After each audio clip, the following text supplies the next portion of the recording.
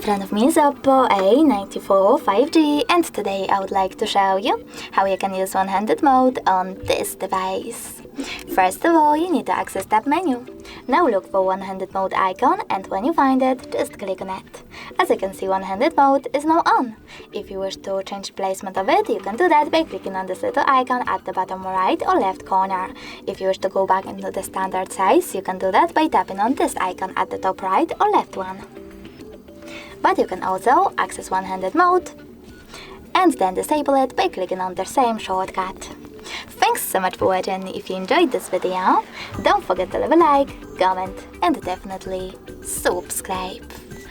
Bye!